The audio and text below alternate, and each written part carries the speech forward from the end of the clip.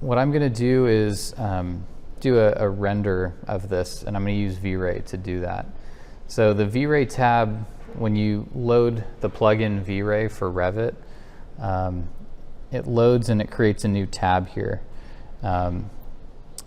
Vray has options for students, so you can download the student version or an educator copy of Vray for a reduced price.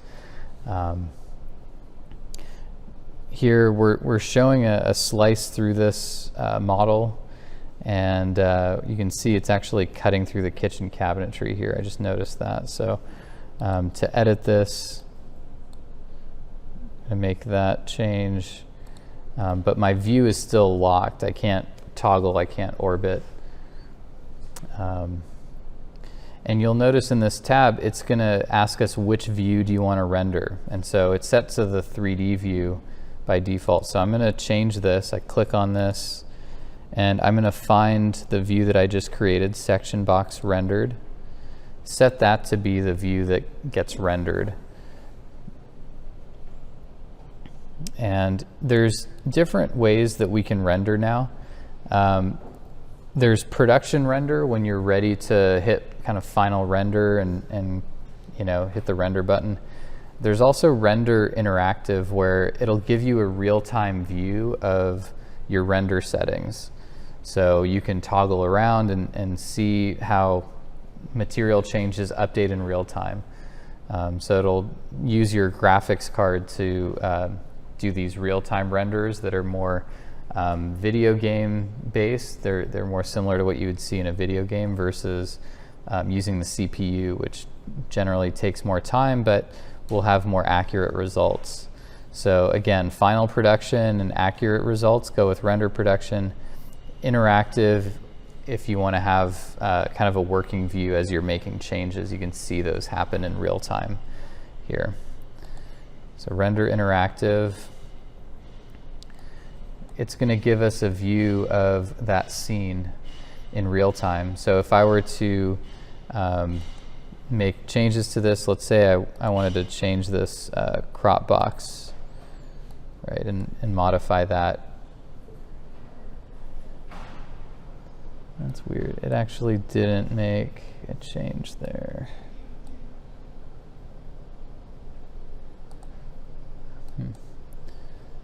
It's interesting. It looks like the view setting was already saved there.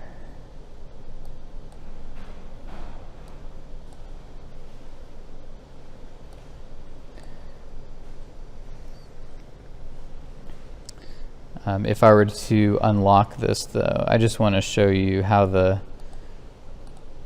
this works. So if I were to unlock this and move around, it's going to update that in real time. And so it's giving me a preview of how this image would look if we were to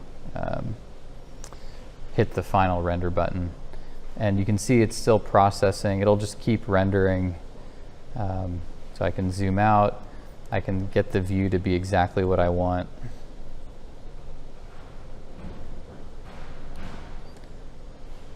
And so I'm setting the view.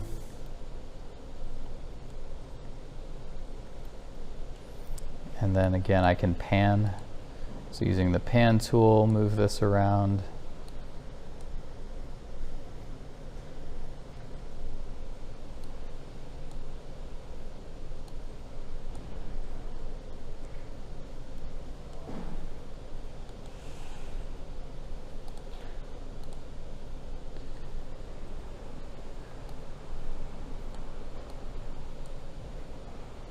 Trying to get this so that it keeps the lines vertical. I think that's a little better, the view.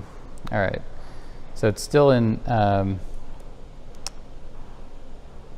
it's still rendering. I can hit stop if I want to pause that. So you can, if you were here, you could hear the computer kind of whizzing. It's while it's rendering. But now once I hit stop, it'll kind of cool off. It'll slow down. You can see that there's a stair here. This is a split tread stair, so that it kind of save space so that we can have more room for a TV and living space in here.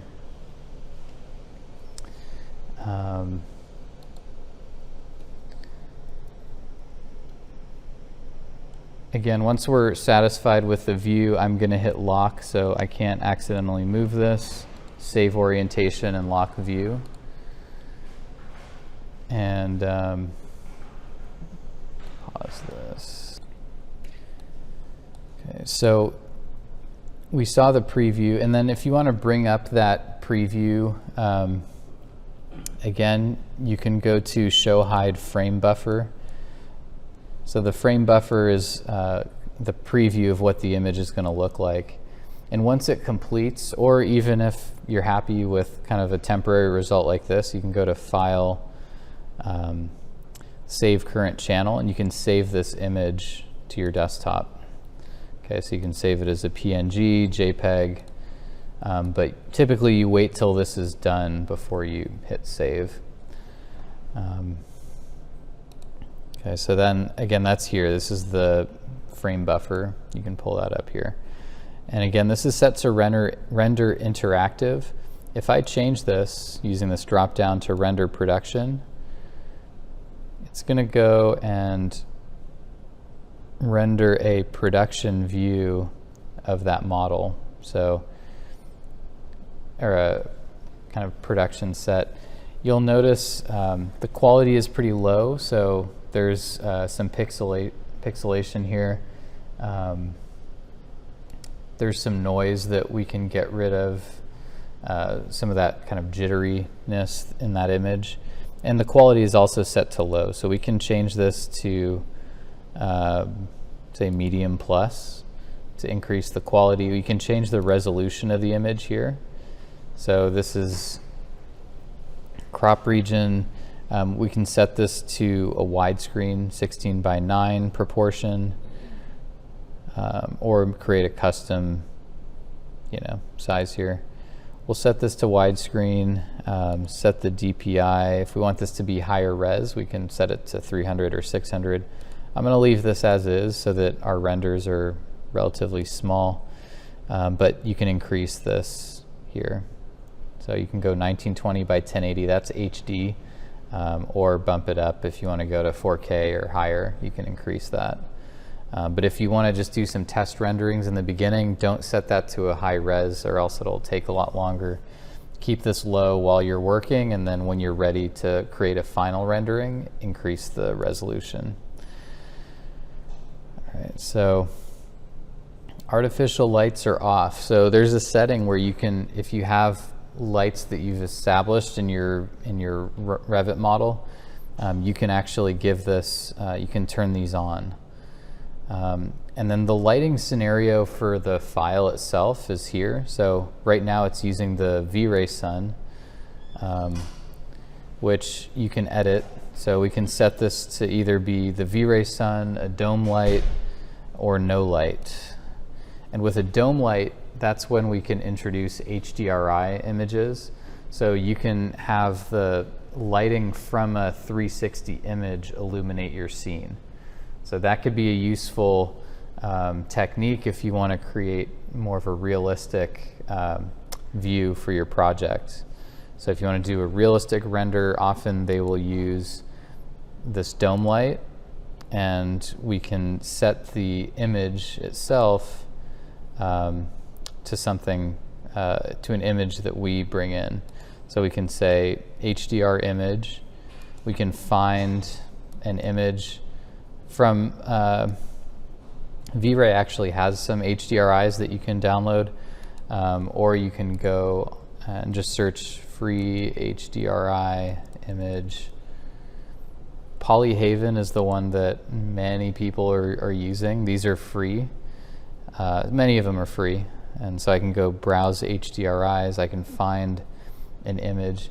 HDRIs are a 360 image. So when you use this to be the kind of source of your lighting, what it does is it takes the brightest spot in your image, and it uses that as the sun location.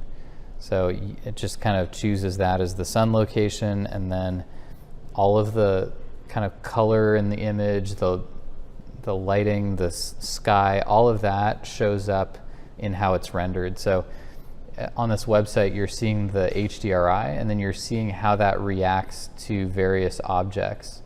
So if you have an object like this is going to be how it shows up as far as a reflection, the coloring, and you can see how that changes. The same objects get rendered differently depending on the HDRI itself, right? So if you're a furniture designer and you want to show furniture with a rendered HDRI image lighting your scene, you can get a preview of what your object's going to look like.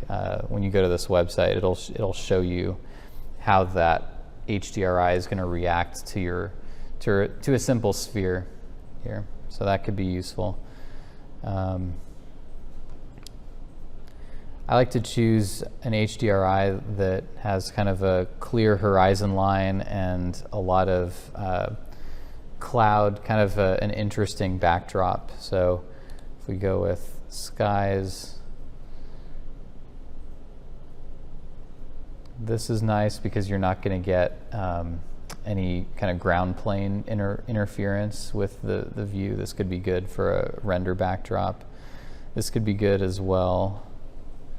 So let's just choose one of these. And I'm going to download a 4K version of this.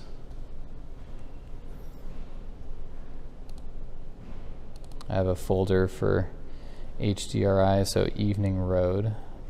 Looks like I already have that. I'm going to say yes. And going back to this, I'll find my HDRIs.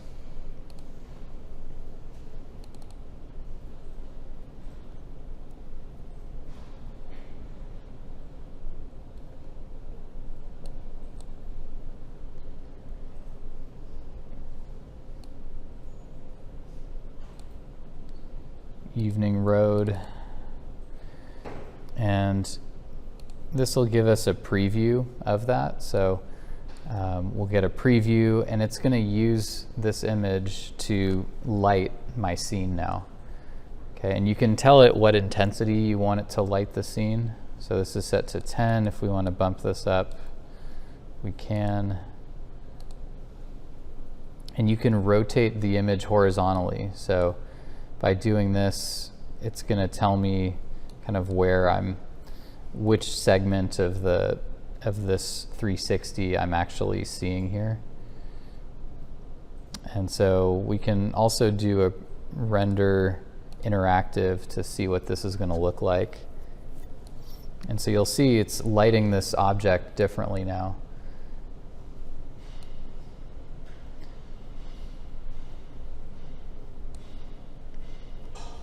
And if I rotate this, it's going to rotate and update the lighting in my scene here. So I can keep rotating to see what this is going to look like.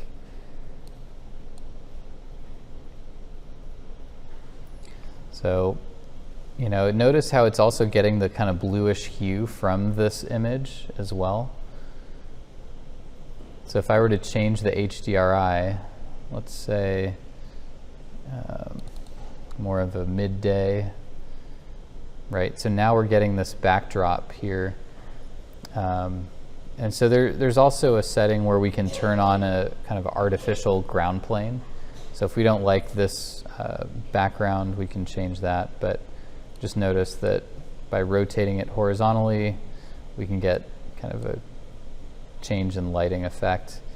This particular image doesn't have a clear sun location, so it's not lighting this extremely well. There's other HDRIs that I've downloaded. This is a sunset.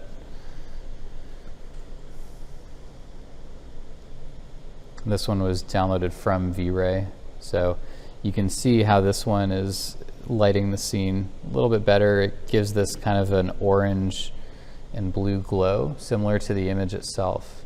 So it'll illuminate the scene based on the colors, based on the lighting of this object. Okay, so I'm pretty happy with that lighting. I'm going to give this an artificial ground plane so that I don't see this kind of orange here. I can pause the rendering so my computer doesn't have to work as hard. We'll continue with this. Again, this is set to dome light. I can always switch this back to V-Ray Sun. And if I want to resume the interactive render, I just hit that. And now it's back to just using the V-Ray Sun here. And I can change the intensity. Let's say I want this to be brighter. I can set this to 1.5. It updates that. If I want to set it to 2, get even brighter.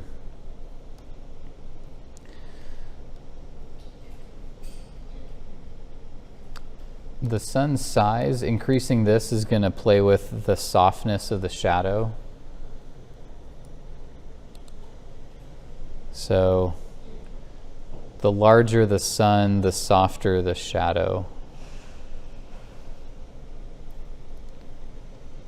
And you can turn on clouds. That'll also kind of soften the light in the image. And turn on ground shadows here.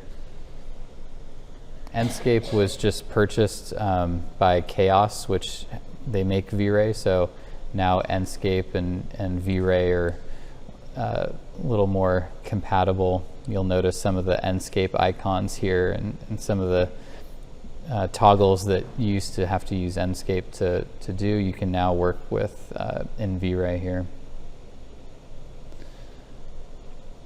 And again, you can set a custom background if you like, or just work with this. This is the asset editor. This is kind of the brains of the operation as far as V-Ray is concerned. If you click on these arrows, you'll expand on both sides, and this is good to have. So this is kind of the main central editing capabilities of V-Ray. And the user interface is kind of unusual. It takes a second to get used to, but you'll notice here there's materials, geometry, so you can add geometry like, you know, fur and other things. Like if you were modeling a character, you could play with those. Then you can also look at textures. So if you click on these, there's different textures you can kind of start with if you want to create your own, like tile texture, leather, water, right? So if you want to have a water effect, you can do that. So this tutorial is just going to kind of scratch the surface as far as what can be done. But we're in this materials tab. You can click on this browse materials in Cosmos, and it'll go online and show you all of the materials that load or that you can import from the Chaos Cosmos material library. I'm going to hit select all or accept all. So you can download materials here. Let's say I want a specific type of galvanized metal. I can download that, load it into the project, and now that material shows up here in my materials list. So this is a galvanized metal. You can, over here, and again, this is popped out through this arrow. You can give this a color. So if I want to give this more of a bluish hue to it, actually this is being overridden. So the diffuse, which is the kind of surface color or pattern, this is indicating that there's an image that it's using to visualize that surface. So if I click on that and click on this is the image that it's using. So it's taking this image and using that as the surface pattern for that object. And you can play with the texture placement. Clicking all these tabs will just give you more options. I can go back with this back arrow here. You can play with the hue. It's just black and white, so it's not going to do that, but you can give it a tint if you like. We wanted this to be a little more bluish.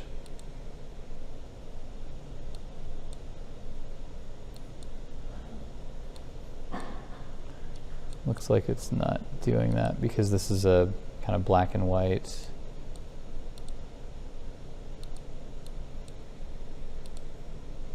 Yeah, it's not really affecting that in this case, but those are options when it's in color. So that's the diffuse, which is the surface. There's the reflection. You can change how it looks as far as the reflection goes. How metallic the object is can also be adjusted, and you can see the updates happening here. So if I want it to be more metallic, I can play with that. That's in the reflection. Refraction is how light bends when it goes through another surface. So if it's going through water or glass, it's going to actually have different properties. So in this case, this is less important, but if we were playing with a glass material, you could change how light bends when it goes through glass or water. You can add another coat on top of it. So if you want to make this more glossy, you can do that. And then bump is how much kind of physical texture is shown. And there's other options. So you can say add attribute. So for example, if it doesn't come with a bump, you can add it here. Displacement, that's kind of the three-dimensionality of the object. So if you want to give it a physical texture that is bumping out of the surface, that's where you would do it. I'm going to uncheck that. But these are all things that you can do to edit this material. All right, so let's say I wanted to find a material for this door that's here. I could say browse material cosmos. I'm just going to use, we'll say this pearl cream. Keep it simple. This is a kind of a glossy material. Let's say I don't want this to be as glossy. I'm going to maybe uncheck the coat and reflection. I'll bring down the glossiness here too. All right, so this is the color I want for that door. Now that I have it here, in Revit, it's a little different. So if you were working in Rhino, you could right-click this and say assign to selected or assign to layer, and I could assign this material to that specific object pretty easily. Revit, the interface is a little different. In Revit, there's the appearance manager here where you can find actual materials that are in your Revit file. So if you remember, whenever you make a geometry, if you were to make a door, edit a door, you can change the material. So Revit has its own materials that are assigned to these objects. So what we're going to do in Revit is actually change, basically tell it, whenever you see this Revit material, use this Vray material, right? So by default, it's taking the Revit materials and rendering them as is. But let's say I want to create a Vray material and override that door. What I can do is go to this appearance manager, find the actual door material. So what we want to do is find out what that material's name is and basically find a way to override it. I'm going to hit stop so this stops giving me a preview render. I'm going to select that door, and if we go to edit type, we can see that the material that Revit is assigning is this cherry material. For the panel, frame, and trim is all cherry. So what I'm going to do in Vray, if I go back to my Vray tab, Appearance Manager, I'm going to search for cherry.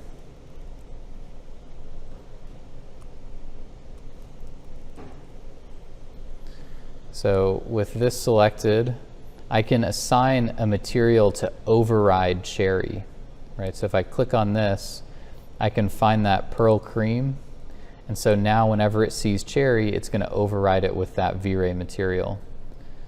Okay, so that's, you know, what you would do for each material in your project. Or if you just want kind of a, maybe just an all white rendering, you can go to global overrides and you can turn this on and tell it to override all opaque surfaces, so all, you know, solid, anything that isn't glass or translucent. You can give that its own override. So maybe I want the whole thing to be pearl cream. I can assign it here. I'm not going to do that just because I want to show how this updates, but these are overrides for the entire project. So all opaque surfaces can get one override, all transparent surfaces or translucent like glass can get another override. So I can affect that here globally for the whole model. Okay, but again, I'm just in materials. I found cherry and I'm overriding cherry with pearl cream. So we'll see what that looks like. I'm going to hit this interactive render and already you'll notice that this door is now overridden to that pearl cream color. Okay, so that's how you would override materials. So we've already done that for a lot of this model. This wall is an accent color blue. You could do the same thing for this furniture here as well. It's actually slicing through the bed frame and this desk here. So I'm going to do that for this furniture as well. So I'm going to select the furniture. This is a nightstand, so I'm going to edit type. And this also has a birch, so there's a wood material here. So I'm going to override that with the same material. So now I want to override birch. Hit escape, go back to my V-Ray tab, appearance manager. Under materials, search for birch. And I'm going to override that with my pearl cream. Let's look at this bed frame as well. So that's also birch, so that'll get updated, or that'll get overridden when I go to this interactive view.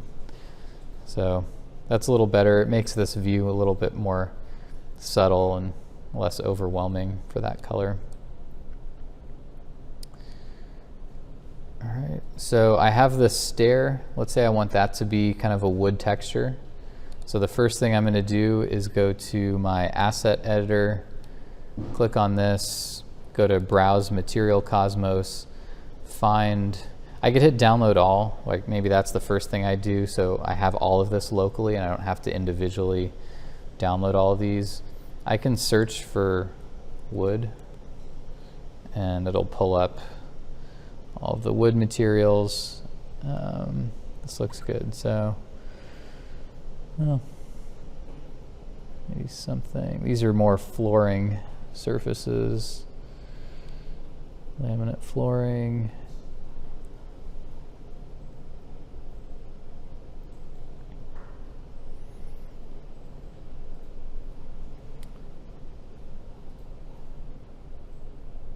Let's use plywood, but then we'll add a glossiness to it. So I'm going to download this plywood.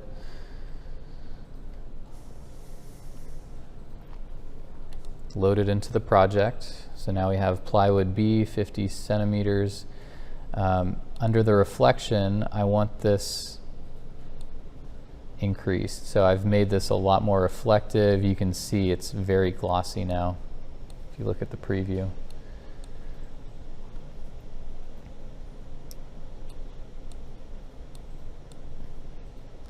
And again, it's not this color, it's actually a diffuse material. So it's giving an image, it's getting an image of that plywood material. Again, I want to go back and we're creating a reflection. So this is what we want,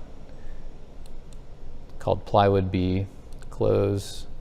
Now I need to override this object. So I'm going to select This is a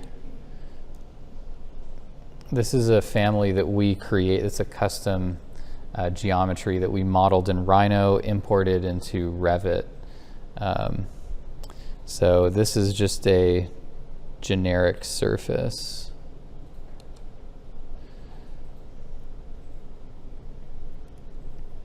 We can also affect how imported geometry shows up in Revit.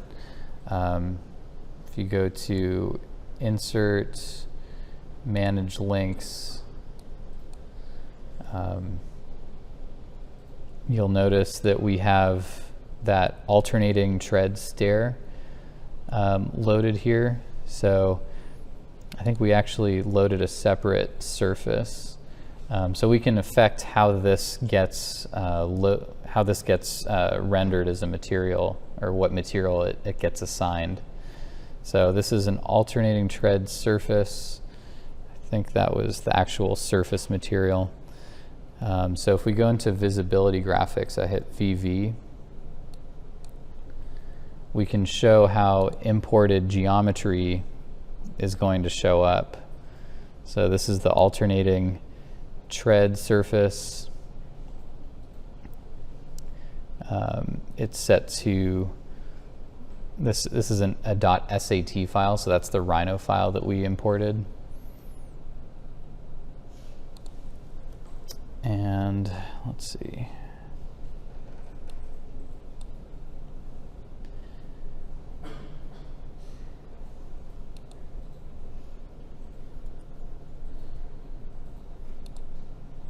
Pause this.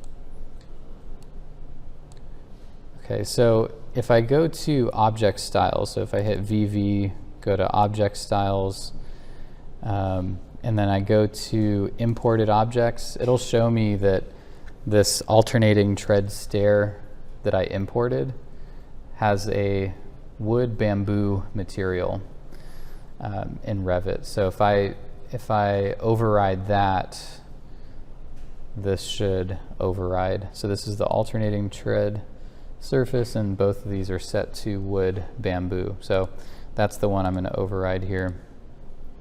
When I go to Vray, Appearance Manager, search for bamboo, this is what I'm going to override to that plywood that we just created. So let's see what that looks like. All right, so it's updating that alternating tread stair based on the wood material that we just gave it.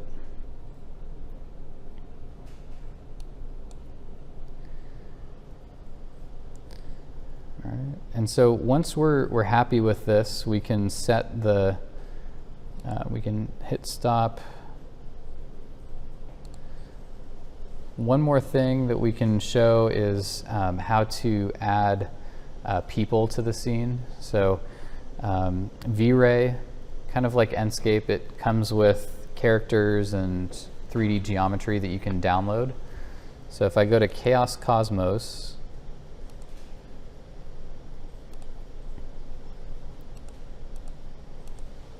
I can actually browse furniture, accessories, people, vegetation, vehicles. So I'm going to add people to this. So I'm going to click on people.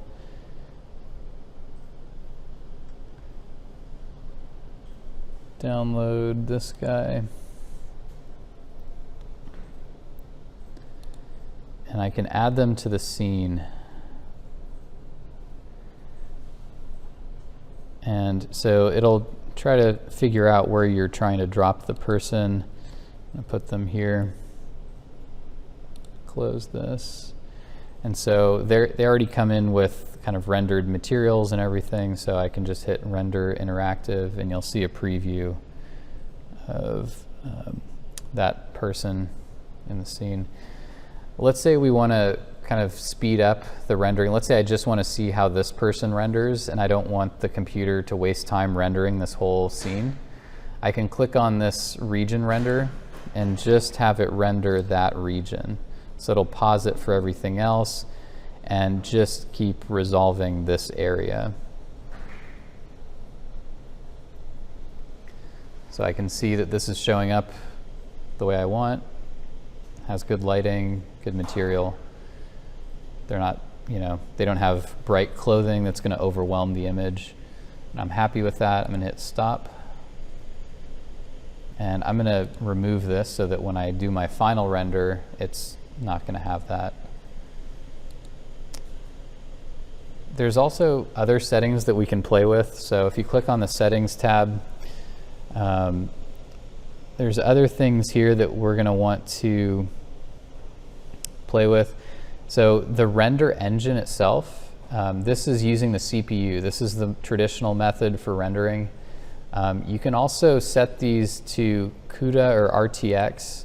So depending on your graphics card, you may want to go with, if you have a stronger graphics card, maybe you use your graphics card to render the image.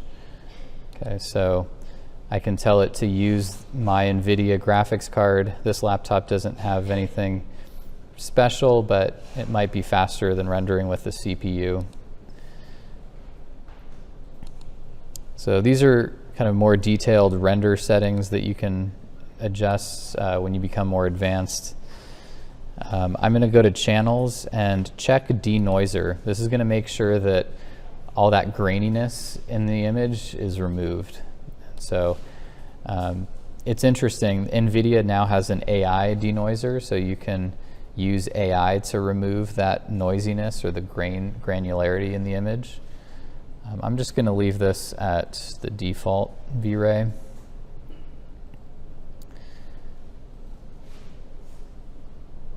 Environment. You can give this a infinite ground plane. If you were doing a aerial perspective, you could set that with fog and all of that could be played with here. I'm going to set a ground plane. As far as the material goes, I'm just going to set this to styrofoam. And we'll set the height to maybe 5 millimeters. So this will have a ground plane when it renders. And you can tell it where to you know, where the actual materials are coming from. You can also check autosave here. So let's say we want to place this on my desktop when it finishes rendering. And I want it to be, we'll call this section box render. And I'll save it as a PNG. So now when it's done rendering, I'll be able to find that image automatically saved on my desktop, which can be useful if you're going to do a long rendering. Let's say it's rendering overnight and you don't want your computer to crash and potentially lose the image. So I'm going to set this to autosave and I'm going to put it on my desktop. It's important to turn this off. Otherwise, every time you do a rendering, it's going to keep overriding that and saving it somewhere. So I'm putting it on my desktop so at least I'll notice, but those are important. Okay, other than that, I think we are ready to render. So I can set this resolution to be a little better. It's set to widescreen. I'm going to set this to 1920 by 1080. And I'll leave this at 150, but if we were doing a larger rendering, I would probably set that to 300. I'll leave this at medium plus for quality, and then instead of render interactive, we're now ready to go to render production. So when I click on that, it will render. So you can see it's using the NVIDIA RTX. It's using the graphics card to render this now.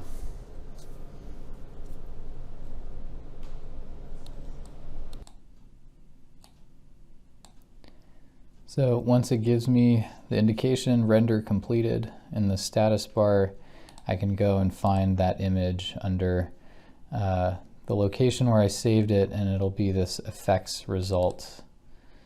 So this is the result of all of the denoiser effects. So here's the image. You can also see this is what it looked like before the denoiser. So you can see the graininess in the image before it was cleaned up by that denoiser. So that is how to create an image in V-Ray and using the visualization tools in Revit. Thanks for watching.